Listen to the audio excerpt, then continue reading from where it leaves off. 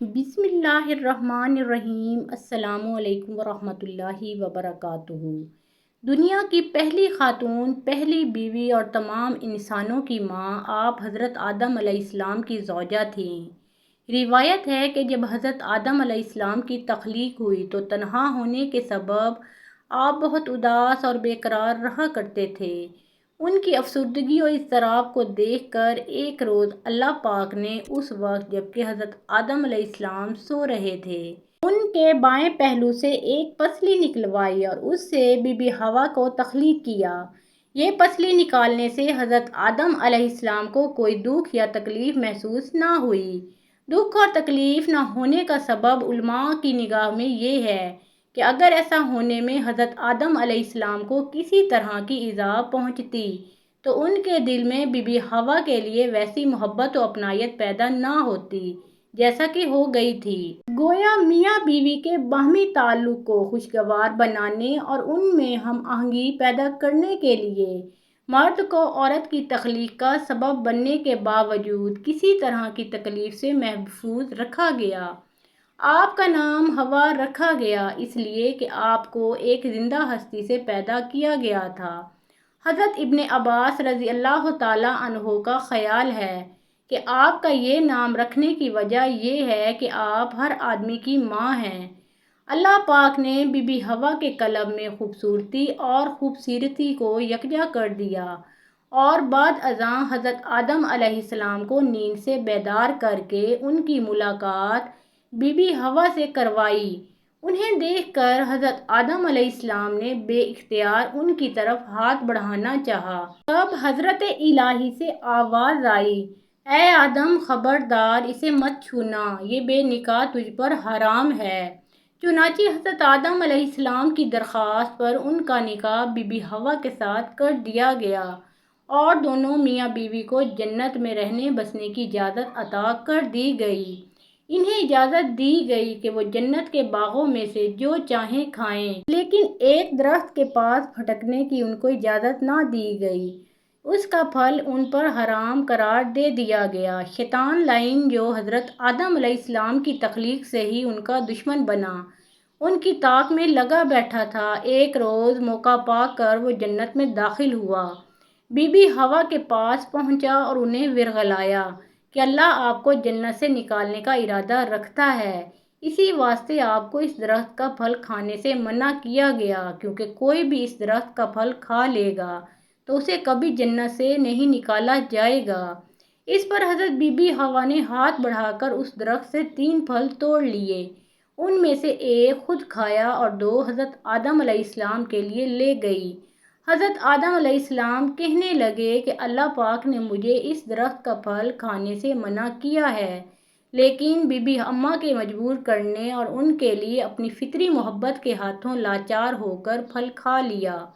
یہ پھل کھاتے ہی حضرت آدم علیہ السلام اور بی بی حوا کی آنکھوں پر پڑے ہوئے حجاب اتر گئے، دونوں کی عریانی ایک دوسرے پر عیاں ہو گئی اور وہ ایک دوسرے کو دیکھ کر شرمانے اور منہ چھپانے لگے اور درختوں کے پتے اتار کر اپنی ستر پوشی کرنے لگے۔ بہرحال جو ہونا تھا ہو چکا تھا۔ اس عمل پر حضرت آدم علیہ السلام اور بی بی حوا کو جنت سے نکال کر زمین پر اتار دیا گیا اور جدائی کی سزا دے دی گئی۔ حضرت آدم علیہ السلام کو سراندیپ موجودہ سری لنکا میں اتارا گیا، جبکہ بی بی حوا جدہ میں نازل ہوئیں۔ حضرت آدم علیہ السلام زمین پر آنے کے بعد نہایت شرمسار اور افسردہ تھے۔ پھر حضرت حوا سے علیحدگی نے بھی سخت پریشانی میں مبتلا کر رکھا تھا۔ روایت میں ہے کہ آپ ایک طویل عرصے تک اللہ کے حضور گڑ گڑاتے رہے، فریاد کرتے اور آنسو بہاتے رہے، یہاں تک کہ اللہ تعالیٰ کو ان کی اس گرہ زاری پر رحم آیا اور پھر ایک دن حضرت جبرائیل علیہ السلام نے حضرت آدم علیہ السلام کے پاس آ کر انہیں اللہ کی جانب سے معافی کی نوید سنائی۔ حضرت آدم علیہ السلام خوشی سے سرشار بارگاہ خداوندی میں سربا سجود ہو کر شکر بجا لائے۔ پھر حضرت جبرائیل علیہ السلام انہیں لے کر مکہ آئے، جہاں حضرت آدم علیہ السلام نے کعبہ شریف کی بنیاد رکھی اور حجرہ اسود کو کعبہ کی دیواروں پر نصب فرمایا۔ پھر اس کے گرد طواف کیا۔ طواف سے فارغ ہو کر حضرت جبرائیل علیہ السلام انہیں جبل عرفات پر لے گئے، جہاں حضرت حوا تشریف فرما تھیں، لیکن طویل عرصے کی جدائی اور حالات نے بہت سے جسمانی تغیرات پیدا کر دیے تھے، چنانچہ دونوں ایک دوسرے کو پہچان نہ پائے، جس پر حضرت جبرائیل علیہ السلام نے دونوں کا تعارف کروایا۔ چونکہ جنت میں واپسی ممکن نہ تھی، اسی لیے حضرت آدم علیہ السلام کو حکم دیا گیا کہ اب وہ اسی زمین کو آباد کریں، یہاں کھیتی باڑی کر کے اپنے لیے رزق پیدا کریں اور اپنی اولاد سے اس ویرانے کو بسائیں۔ حکم الہی کی تعمیل میں حضرت آدم علیہ السلام اور بی بی حوا زمین پر زندگی گزارنے لگے اور اس وقت کا انتظار کرتے رہے کہ جب خالق حقیقی کی طرف سے واپسی کا اذن ہو۔ حضرت آدم علیہ السلام اور بی بی حوا علیہ السلام نے اپنی اولاد کو اللہ کی اطاعت اور دین حق پر کاربند رہنے کی تعلیم دی۔ پھر حضرت آدم علیہ السلام کی وفات کا وقت آیا اور فرشتے گھر میں داخل ہوئے تو آپ علیہ السلام سمجھ گئے اپنی اہلیہ حضرت حوا علیہ السلام اور اپنے بچوں سے فرمایا کہ تم سب مجھے تنہا چھوڑ دو۔ اس کے بعد اللہ کی حمد و ثنا میں مصروف ہوئے۔ فرشتوں نے روح قبض کی، پھر غسل دے کر کفن دیا، خوشبو لگائی، گڑھا کھود کر قبر بنائی۔ حضرت جبرائیل علیہ السلام نے ان کے بیٹے حضرت شیث علیہ السلام کو نماز جنازہ پڑھانے کا طریقہ بتایا اور آپ نے ہی نماز جنازہ پڑھائی۔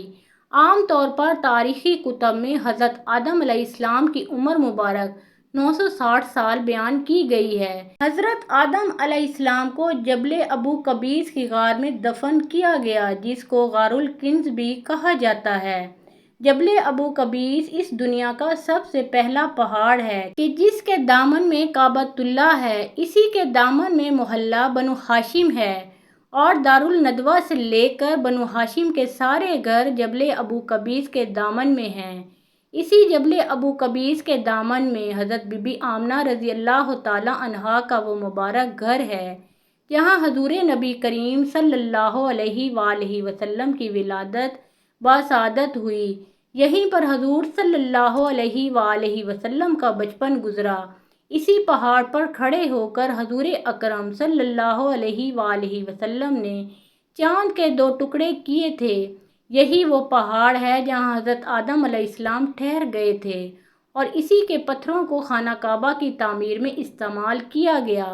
اسی پہاڑ پر حضرت آدم علیہ السلام کی قبر بنائی گئی۔ ناظرین گرامی، حضرت آدم علیہ السلام کی وفات کے ٹھیک 1 سال بعد حضرت بی بی حوا بیمار ہوئیں۔ جب حضرت حوا علیہ السلام بیمار ہوئیں تو آپ کے بیٹے حضرت شیث علیہ السلام سمجھ گئے کہ اب ہماری والدہ کے جدا ہونے کا وقت آن پہنچا ہے، کیونکہ اس وقت بیماریوں کا کوئی وجود نہ تھا۔ خیر 10 دن حضرت حوا علیہ السلام اسی حالت میں رہیں اور انتہائی کمزور ہو گئیں، یہاں تک کہ آپ بستر پر لیٹ گئیں اور چلنے پھرنے سے بھی قاصر ہو گئیں۔ آپ علیہ السلام کی تمام اولاد آپ کے بستر کے گرد جمع ہو گئی۔ پھر حضرت حوا علیہ السلام نے سب کو باہر نکال دیا اور تب ہی ملک الموت حاضر ہوئے۔ آپ علیہ السلام کی روح اقدس قبض کی اور آپ کو جنتی حوروں نے غسل دیا اور آپ علیہ السلام کا نماز جنازہ آپ کے بیٹے حضرت شیث علیہ السلام نے پڑھایا۔ جنازے کے بعد حضرت حوا علیہ السلام کو حضرت آدم علیہ السلام کے پہلو میں جبل ابو قبیس میں ہی دفن کیا گیا۔ محترم ناظرین، پیارے آقا محمد مصطفیٰ صلی اللہ علیہ وآلہ وسلم کا پیارا نام کمنٹ باکس میں ایک بار ضرور ٹائپ کریں اور ویڈیو پسند آئی ہو تو لائک شیئر کریں اور مزید اسلامی واقعات اور سبق آموز کہانیوں کے لیے اس چینل کو سبسکرائب کریں۔